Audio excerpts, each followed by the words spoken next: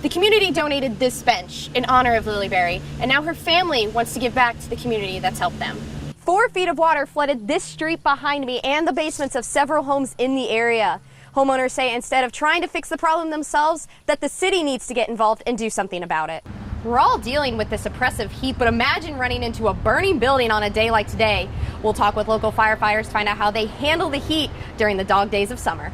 She was the most full of life little girl that you would ever meet. Everywhere we went, people stopped us to talk about her beautiful red hair. Stella and Joby Berry have nothing but fond memories of their 7-year-old Lily. She was just a sweetheart. She was definitely had everyone in our family tied around her little finger. Lily passed away in June last year from a rare brain disorder. The community wrapped their arms around the family during this tragedy. They released pink balloons last year in her honor, and they recently donated this bench with her name and softball number on it.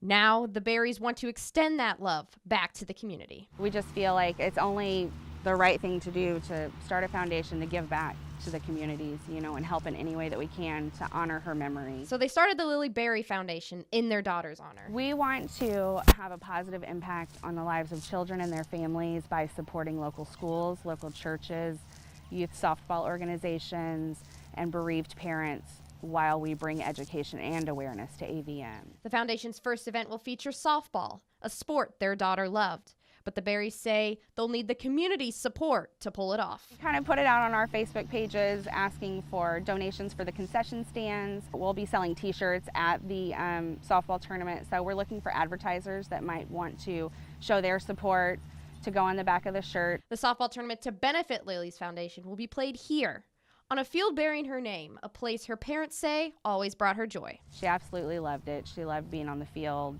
with her friends and getting to make new friends. She didn't meet a stranger. It was impossible for her to meet a stranger. Live Local Now, Rebecca Gangemella, Heartland News. I was a little scared at first. Molly Davidson is a relationship banker with Alliance Bank.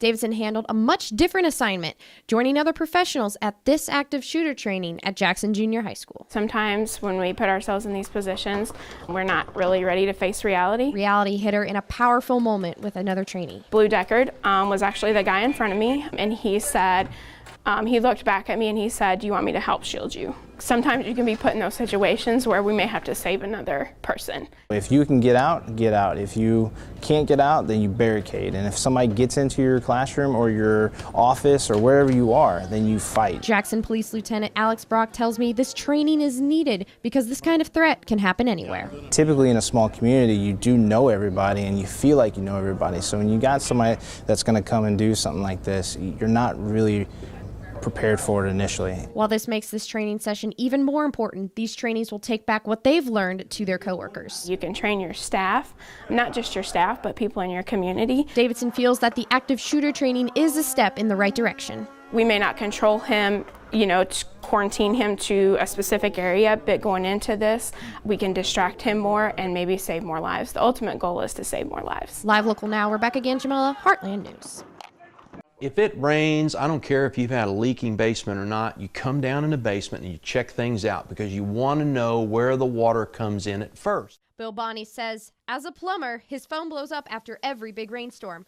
Bonney took me around this house on Cape Rock Drive to show me how water gets in and how you can stop it. He started with these outside drains. An easy way to tell that is when it rains, you look at the gutter, and if it's boiling out water, they're not draining out. He says one of the biggest factors that could be causing your flooding is the drainage is going towards your house rather than away from it. But I go to houses all the time, and these things, the foundation's kind of dipping back towards the house, so when it rains, it just dumps water right in the foundation. That's how we get water in the basement. He showed me this drain that goes straight down into the foundation instead of draining water away from the house. 150 gallons a minute coming down this thing, going down right down in the foundation, and it's going to find its way into the basement. An easy fix to the drain problem? Add a sump pump. That's a good way to, and a very inexpensive way to keep water out of the basement. They work and they work well, and they make them better now than what they used to be, and now they have battery backup systems for those. If you've tried everything and still experience flooding, Bonnie says make sure you're in your basement while it's raining to see where the water's coming in. When it rains, you know, heavily, especially, go down in the basement and just kind of see where it first comes in, because we might be able to fix that one area there, you know. But 99% of the time, check your gutters, check everything outside, and make sure that your gutters work and your land is away from the house. That's the big key. Live Local Now, Rebecca Gangemella, Heartland News.